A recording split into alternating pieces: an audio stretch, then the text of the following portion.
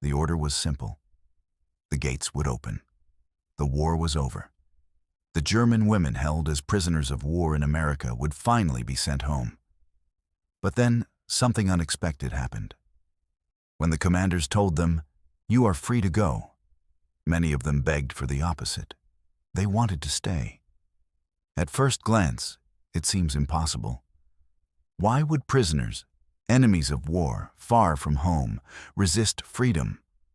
Why would they ask to remain in captivity, even as their country awaited their return?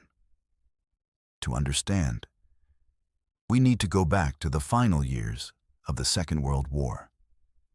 Back to when German women, mostly auxiliaries of the Wehrmacht, were captured by advancing Allied forces and shipped across the ocean. They were secretaries, nurses, clerks. Some had carried typewriters as their weapon, others medical kits. And yet, in the eyes of the Allies, they wore the uniform of Hitler's war machine.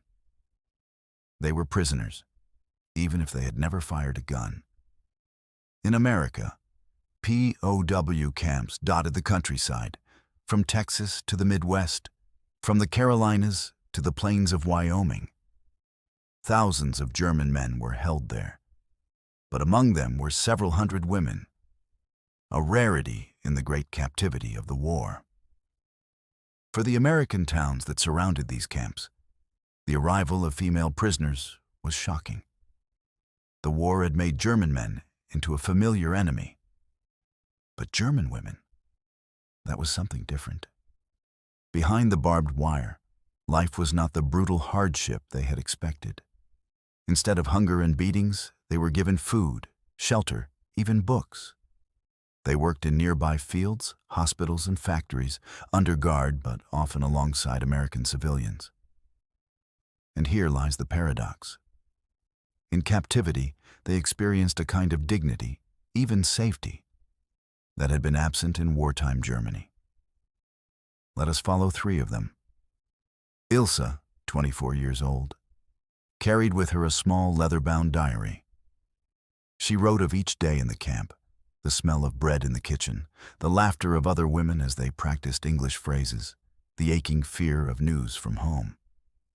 Margaret, a nurse, kept her Red Cross pin tucked inside her blouse.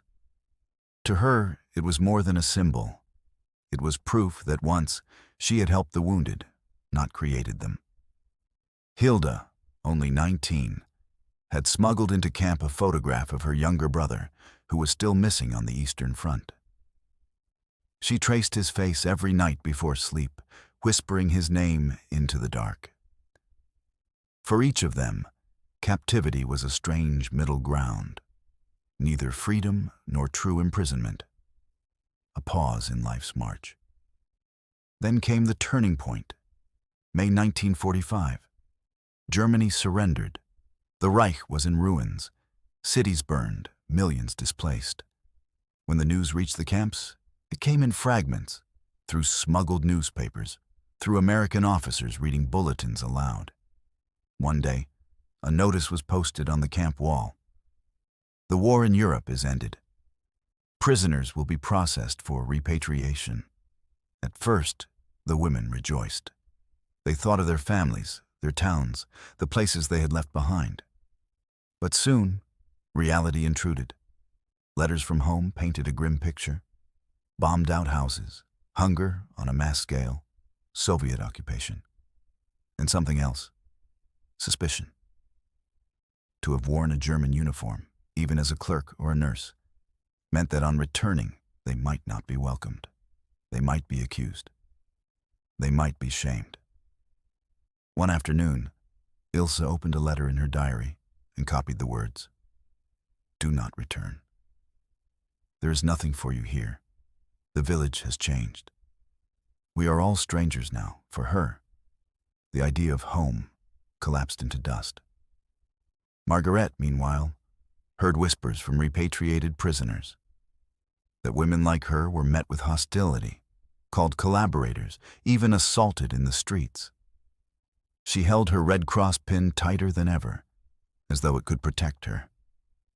And Hilda, young, frightened Hilda, received word that her brother was confirmed dead. With parents gone, there was no one left to return to. The day the gates opened was supposed to be triumphant. American officers stood ready to process papers to put the women on ships bound for Europe. But instead of rushing forward, many hesitated. Some wept openly. They pleaded in broken English, "Please, let us stay." The commanders were stunned. It was the first time they had seen prisoners beg against freedom. Why did they make that choice? Perhaps because the camp, though a prison, had given them safety from a shattered homeland. Perhaps because their captors, though once enemies, had treated them with a humanity they feared they would not find at home. In a land where they were supposed to be strangers, they had found small acts of kindness. An American nurse who gave Hilda an extra blanket in winter. A farmer's wife who left warm rolls on the fence where the women worked. Children who, with innocent curiosity, asked them German words for flower and friend. The paradox deepens here. For these German women, captivity had been more merciful than freedom. Eventually, most were forced to return. The policy of repatriation was firm. Ships departed, carrying them back across the Atlantic. But scattered records show that a handful were allowed to remain. Some later married Americans they had met through work programs. Others returned years later, emigrating not as prisoners, but as citizens. Looking back, the story carries a quiet lesson. We expect freedom to be universally desired. We assume release from captivity is always a blessing. But freedom is not only the absence of walls, it is the presence of safety, of belonging, of dignity. And in that strange moment at the end of the world's deadliest war, the barbed wire of American camps felt less threatening than the ruins of home. When the commanders told them, "You are free to go," they hesitated, because freedom without a place to belong can feel like exile. And sometimes the true prison is not where you are kept, but where you are sent back to.